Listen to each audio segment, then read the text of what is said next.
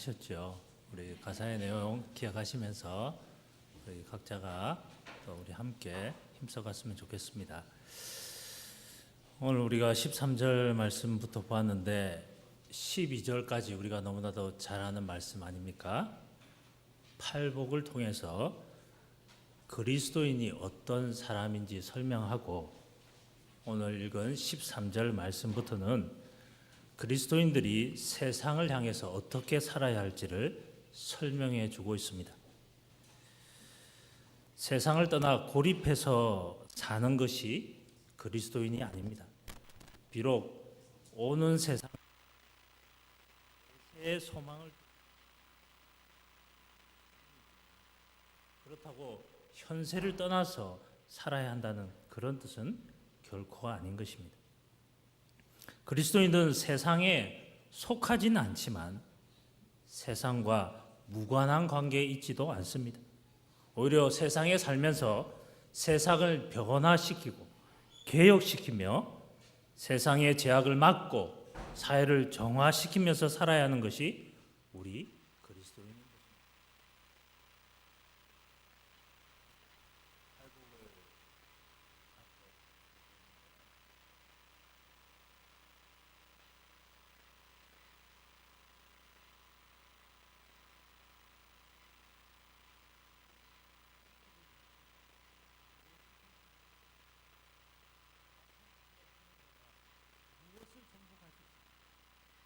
이렇게 연약해 보이는 그리스도인이 게다가 세상에서 소수인 우리 그리스도인들이 무엇을 성취할 수 있을까? 그리스도인들은 세상에서 핍박을 받게 마련이라고 분명히 10절에서 12절 말씀에 말씀하셨는데 이렇게 죄악이 가득한 세상에서 연약한 그리스도인들이 무엇을 할 수 있단 말인가 하는 의구심이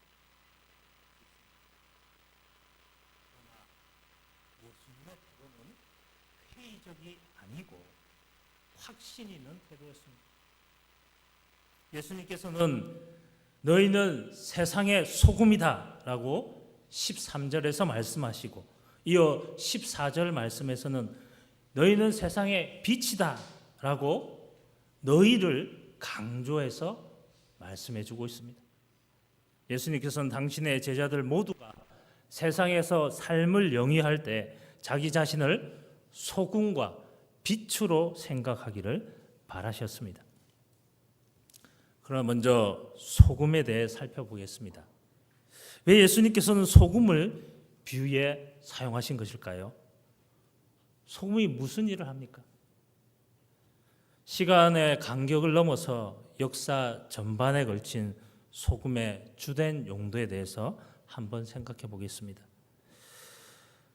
무엇보다도 문득 생각나는 것은 소금은 갈증을 유발한다는 사실입니다. 짜게 먹으면 물이 많이 먹히게 되어 있는 거죠. 술집에서도 보면은 짭짤한 비스켓과 땅콩을 사람들에게 무상으로 제공합니다. 바로 이 갈증을 유발해서 술을 더 많이 마시게 하려고 그렇게 하는 것이죠. 그죠? 뭐 비스킷하고 땅콩 더 달란다고 해서 돈을 받지 않아요. 그러나 소금은 그 밖에 다른 일도 하는데요. 음식에 맛을 더해줍니다. 누가 소금으로 간 맞추지 않은 음식을 먹고 싶겠습니까? 그죠? 어떤 사람은 좀 싱겁게 먹고 어떤 사람은 좀 작게 먹지만 그 사람 입맛에 맞아야지. 그죠? 맛있게 먹습니다. 소금은 또한 부패를 방지합니다. 지금은 그렇지 않지만 냉장고가 생기기 전에는 음식이 부패하는 것을 막기 위해서 소금이 널리 사용되었습니다. 어떤 음식은 알맞게 소금에 절이면 장기간 보존이 가능한 것입니다. 우리 뭐 안동, 간 고등어 이런 거 그렇지 않습니까? 이처럼 소금은 갈증을 일으키고 음식의 맛을 더하며 부패를 막아줍니다. 그런데 그것은 우리에게 중요한 의문을 불러일으킵니다. 예수님께서 제자들을 바라보시며 너희는 세상의 소금이니라고 하셨을 때 이러한 것들 중 무엇을 염두에 두고 말씀하셨을까 하는 것입니다. 한마디로 대답해 보면 잘 모르겠다 하는 것이겠죠. 예수님께서는 소금이 갈증을 유발한다는 생각을 상징적으로 나타내신 것일 수도 있습니다. 그리스도인들이 성령 하나님으로 조율될 때, 그가 목적의식을 가지고 평화롭고 즐겁게 세상을 살아갈 때, 그 생활은 종종 그들 주위에 있는 사람들에게 영적인 목마름을 유발할 수도 있습니다. 그리스도인들이 집 밖에 나가서 자신들의 신앙을 신실하고 대담하게 실천해 나갈 때, 그들은 주위에 있는 사람들 속에 작은 열정을 불어넣는 것입니다. 사람들이 방심하고 있는 사이에 잡아채어서 그 사람들을 움찔하게 만드는 것입니다. 외관상으로는 좀 과격해 보이는 생각과 권면으로 사람들을 일깨우기도 하는 것입니다. 요컨대 그들 주변에 있는 사람들에게 약간의 양념을 첨가해 준다는 것입니다. 더욱이 신자들이 그리스도를 영화롭게 하는 삶을 영위할 때 그들은 사회 속에서 자행되는 도덕적인 부패를 억제하게 됩니다. 예를 들면 낙태, 환경 파괴, 차별, 가족 붕괴, 동성애 등과 관련하여서 그런 일이 일어나기를 바라는 것입니다. 그리스도인들이 하나님을 영화롭게 할 때 하나님께서는 그들을 사용하여서 땅을 휩쓸어 버릴 기세로 위협하고 있는 저 사악한 파도를 잠잠케 하시는 것입니다. 좀 더 생각해 보면 우리들은 예수님께서 소금이라는 비유를 선택하신 또 다른 이유, 쉽게 간과할 수도 있는 부가적인 의미를 발견할 수 있습니다. 우선 소금이 가능한 한 가장 강력한 효력을 발휘하기 위해서는 효과를 내기에 충분한 효염이 담겨 있어야 합니다. 그것이 어떤 효력을 발휘하려면 소금은 영향을 주기로 되어 있는 물건이 무엇이든 다가가야만 합니다. 그래서 예수님께서는 소금의 비유를 선택하셨는지도 모르겠습니다. 소금이 그 일을 하기 위해서는 효능과 근접을 요하는 것입니다. 그것은 정확히 하나님의 권속 밖에 있는 사람들에게 우리가 영향을 미치기 위해 필요한 것입니다. 우리는 최고의 잠재력을 가지고 있어야 합니다. 삶 가운데 그리스도의 영향을 집중시켜서 다른 사람들이 하나님의 권능과 존재를 부인하지 못하게 할 만큼 우리가 강력해야 한다는 것입니다. 하나님의 권능이 계획한 대로 영향력을 발휘할 수 있도록 구원하고자 하는 사람들에게 가까이 다가가야 하는 것입니다. 그죠? 김장 담글 때 보면은 그 소금물에 이 배추도 담그지만은 그 다음에 또 거기에다 소금도 뿌리고 막 이렇게 해서 그죠? 절이지 않습니까? 우리가 그렇게 우리 주변의 사람들에게 가까이 가야 한다는 것입니다. 13절에서 예수님께서는 소금이 짠맛이 없고 그 품질이 나쁘면 쓸모가 없다고 말씀하셨습니다. 그 힘을 상실한다는 것입니다. 갈증을 유발할 수도 없고 맛을 더하지도 못하고 부패를 막을 수도 없게 된다는 것입니다. 만약 소금이 효력을 기대하는 물건에 부어질 수는 있으나 그 잠재성, 그 맛이 결여되어 있다면 예수님께서는 쓸모없다고 말씀하셨습니다. 그에게 남아있는 일이란 사람들에게 짓밟히는 것뿐이라 말씀하셨습니다. 그와 마찬가지로 굉장한 맛이 가미되어 있는 엄청나게 강한 소금은 대단한 잠재성을 가지고 있지만 어딘가에 접촉하지 않는 한 아무런 결과로 만들어내지 못합니다. 소금이 그 담긴 그릇에 쏟아지지 않는다면 단지 식탁 장식용으로 남아있게 마련인 것입니다. 불행히도 자칭 그리스도인이라 하는 많은 사람들이 아주 유용하게 사용하는 것인데 그들은 그리스도와의 관계에서 상당한 잠재성을 가지고 있다고 합니다. 그들은 개인적인 생활 양식에서 하나님을 영화롭게 하는 길을 걸어간다고 합니다. 그러나 그들의 영향을 필요하는 사람들에게 다가가 접촉할 수 있는 곳에는 결코 나가려 하지 않습니다. 그들은 멋있는 식탁 장식품으로 보이지만 그 효력은 별로 없다는 것입니다. 어째서 예수님께서 소금의 비유를 선택하실 수밖에 없었는지 우리가 조금 생각해 봤습니다. 우리에게 부여된 임무인 가족과 친구들에게, 주변 사람들에게 영적인 영향력을 수행하기에 앞서서 예수님께서는 이 비유를 가지고 두 가지 요소, 즉 잠재성과 접근을 갖추어야 한다는 사실을 우리에게 보여주고 있습니다. 고도의 잠재성은 성경의 진리를 읽고 공급받음으로써 생겨납니다. 기도하는 우리의 무릎에서 생겨납니다. 그리스도 안에 거하는 형제 자매들이 가면을 벗고 서로에게 진실하기 위해서 소모임에서 다른 그리스도인과 함께 할 때 생겨나는 것입니다.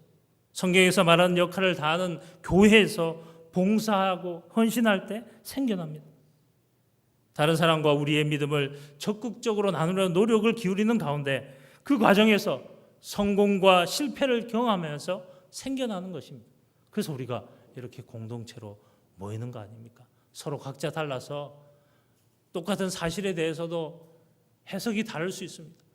생각이 다를 수 있습니다. 행동이 다를 수 있습니다. 그러나 우리가 그러한 경험을 통해서 우리가 성장케 되는 것입니다. 한결같은 짤맛을 지키기 위해서 우리가 훈련하게 되는 것입니다. 최고의 잠재성을 발전시키고 유지하는 일이라면 마술 지팡이나 지름길은 왕도는 없다는 것입니다. 매일매일 하나님과 교제해야 합니다.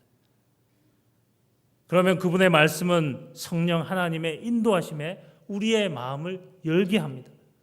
또한 열심을 내어서 가족과 다른 사람들에게 영향을 끼치게 합니다. 하나님과 다른 사람 앞에서 사랑스럽고 온유하게 하며 참으로 중요한 일에 몰두하게 할 것입니다.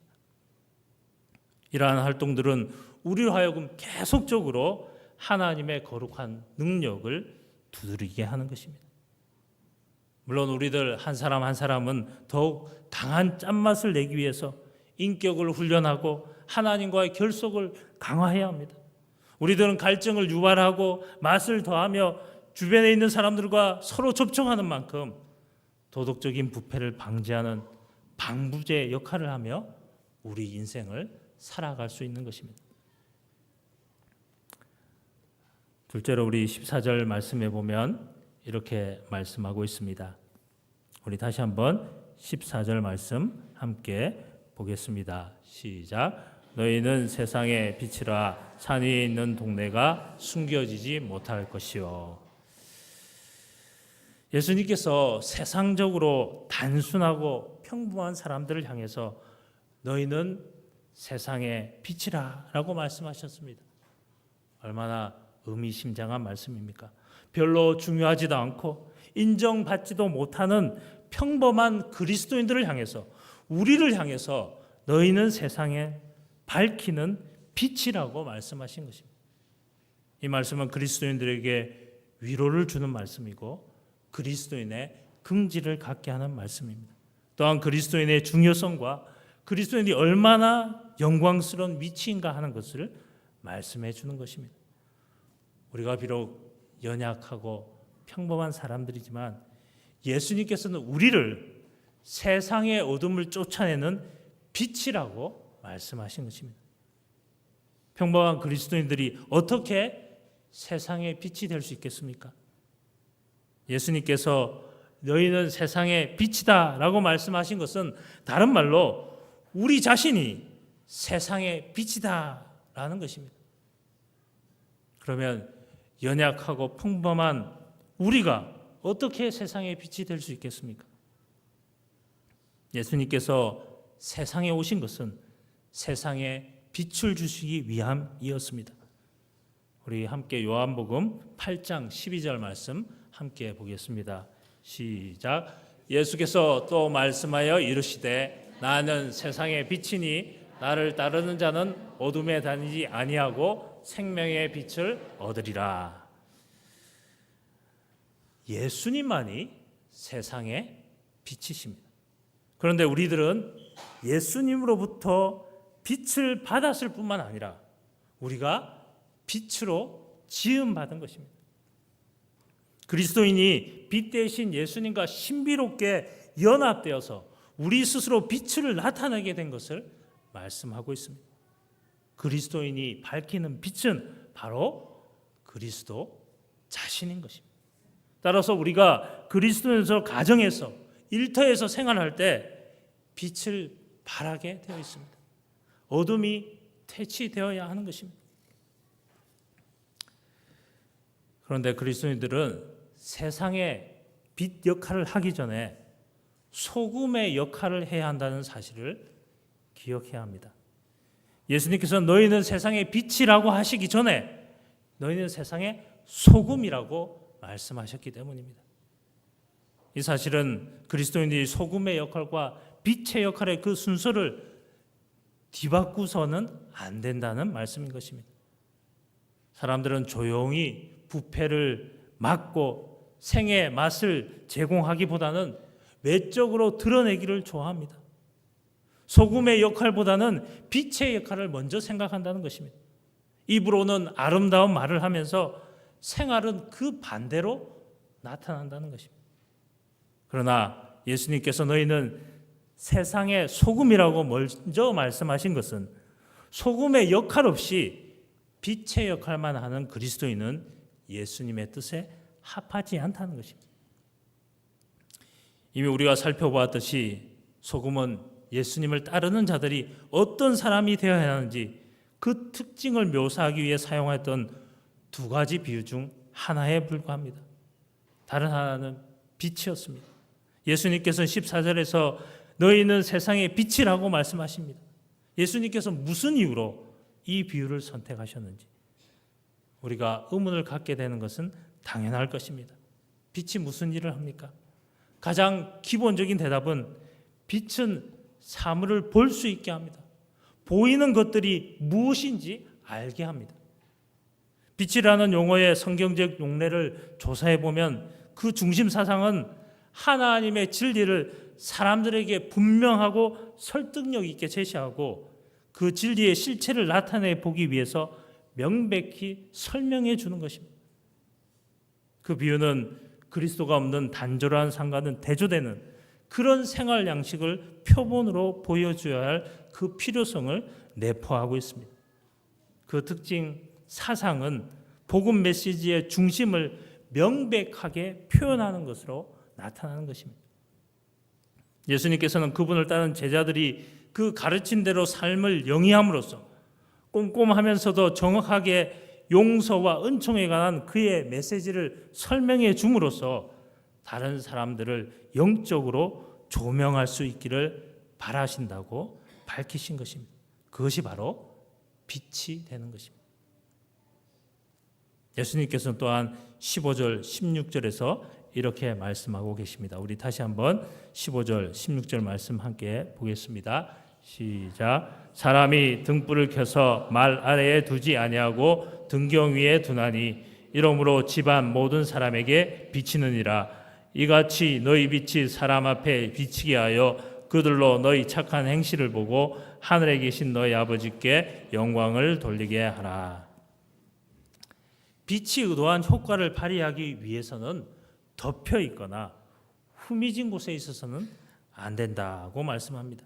우리가 하나님께서 바라시는 가장 강력한 영향력을 행사하려면 복음의 메시지가 아주 냉정하다는 것을 알아야 합니다. 정확하고도 분명하게 전달할 준비가 되어 있어야 하는 것입니다. 이것은 복음의 중심 사상을 솔직하고 간단하게 선포하고 옹호할 수 있는 방법을 우리가 터득하기 위해서 우리 각자가 노력해야 한다는 것입니다. 우리는 하나님의 속성, 사람들의 허다한 죄, 그리스도가 갚아주신 죄값, 그리고 그분이 주신 용서와 새 삶을 영접하기 취해야 할 그러한 조치들을 그런 사람들에게 이해시킬 준비가 되어 있어야 하는 것입니다.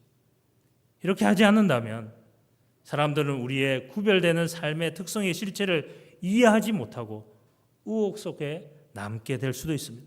사람들은 우리에게서 보이는 변화된 인생을 그들이 체험할 수 있을까 의아해할지도 모르는 것입니다.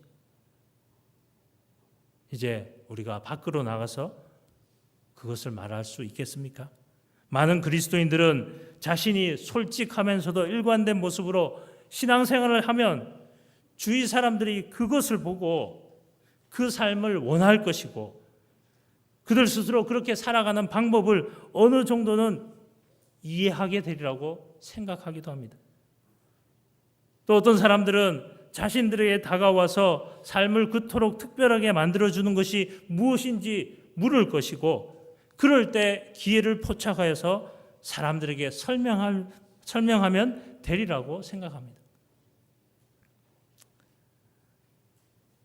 소금의 참맛을 그리스도인으로서 그 인생을 영위하기 위한, 다시 말해서 고도의 잠재성을 유지하고 다른 사람들과의 관계를 유지하기 위한 선제 조건은 혼자 있어서는 안 된다는 것입니다.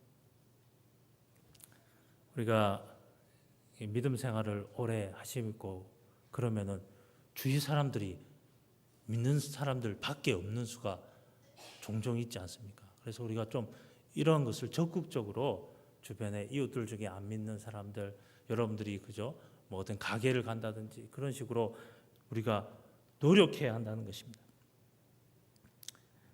친구들이 이해하고 실천할 수 있는 분명한 말로 그 메시지를 전하는 것이 필수적인 것입니다. 사도 바울은 로마서 10장 14절에서 이렇게 묻고 있습니다. 우리 함께 보겠습니다. 시작. 그런즉 그들이 믿지 아니하는 일을 어찌 부르리요? 듣지도 못한 일을 어찌 믿으리요? 전파하는 자가 어찌 들으리요? 예수님께서는 우리가 소금이 되어야 할 뿐 아니라 빛이 되어야 한다고 말씀하셨습니다. 분명하게 하나님의 은혜의 메시지를 전하라는 것입니다. 만약 우리가 두 가지 역할을 모두 감당한다면 예수님께서는 16절에서 말씀하시는 바를 행하기 위해서 사람들을 노심초사하게 만들 수 있을 것입니다. 사람들이 우리의 착한 행실을 보고 복음의 중심 메시지를 이해할 수 있는 기회를 얻고 나면 그들은 그리스도를 따르기로 결심하고 의미심장하게 하늘에 계신 우리 아버지를 찬양한 준비를 갖출 것입니다. 하지만 많은 그리스도인들은 알량한 계산법을 가지고 시시덕거립니다. 그들은 자기 나름대로의 계산법을 찾아내려고 애씁니다. 이렇게 말하는 것이죠. 나는 최고의 잠재성과 낮은 근접성으로 최대의 효과를 만들어내는 방법을 알아낼 것이다. 하지만 그들은 접촉을 필요로 하는 많은 사람들과 격리되어 있기에 성공할 수 없을 것입니다. 또 누군가는 이렇게 말할 수 있을 것입니다.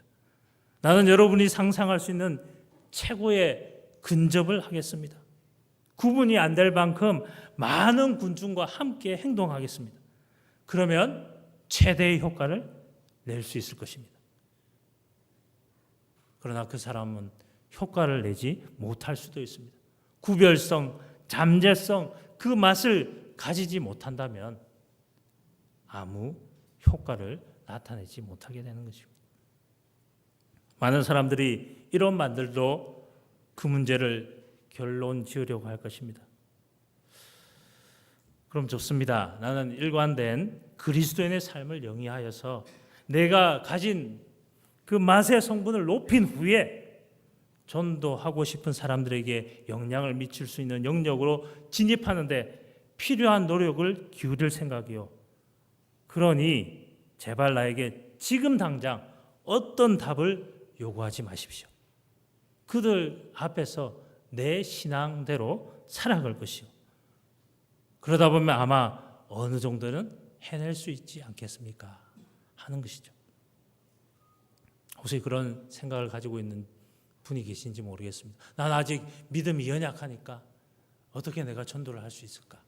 내가 여러 가지 아직 많이 부족한 점이 있는데 어떻게 주변 사람에게 복음을 제시할 수 있을까? 그러나 시간이 말해주겠지만 그것은 단지 희망사항에 불과한 것입니다. 행함이 없는 말들이 무익하듯이 말이 없는 행동은 그 의미와 내용이 결여될 수밖에 없는 것입니다. 예수님께서 우리가 소금과 빛이 되어야 한다고 강조하셨는지 우리가 다시금 생각해 보아야 할 것입니다. 고품질의 맛의 성분과 그리스도의 메시지를 분명히 전달할 준비를 갖추는 것이 너무나도 중요한 것입니다. 최고 품질의 맛과 근접한 접촉, 진리에 대한 솔직한 제시가 있고 성령 하나님께서 역사하시는 곳이라면 결국에는 하나님께 너무나 소중한 길 잃은 사람 한 명을 더 구원할 수도 있는 그리스도의 영향력이 나타나게 되는 것입니다. 그리스도인들은 세상의 소금, 세상의 빛입니다. 평범한 우리가 세상의 소금, 세상의 빛인 것입니다. 세상의 부패를 막고 세상의 어둠을 몰아내는 것이 우리들의 특성입니다. 그런데 그리스도인들이 이 특성을 살리지 못할 때 그리스도인은 짠맛 없는 소금이 되고 비침이 없는 빛이 되어서 아무데도 쓸모없게 되는 것입니다. 우리는 세상의 빛 역할을 하여서 부정과 부패를 노출시키고 어둠을 몰아내야 하는 것입니다. 이 일은 우리가 그리스도인답게 살고 복음을 전파하며 사람들을 그리스도 안으로 교회로 인도할 때 가능하게 되는 것입니다. 그리고 우리가 하는 일의 궁극적인 목적은 예수님께서 오늘 16절 말씀에서 말씀하셨듯이 그들로 너희 착한 행실을 보고 하늘에 계신 너희 아버지께 영광을 돌리게 하라는 것입니다. 즉 하나님의 영광을 위해서 우리들은 세상의 소금, 세상의 빛의 역할을 하는 것입니다. 우리 전도 축제를 앞두고 우리 성도님 한 분 한 분이 이러한 마음을 가지고 함께 동참해 주시면 감사하겠습니다. 기도드리겠습니다.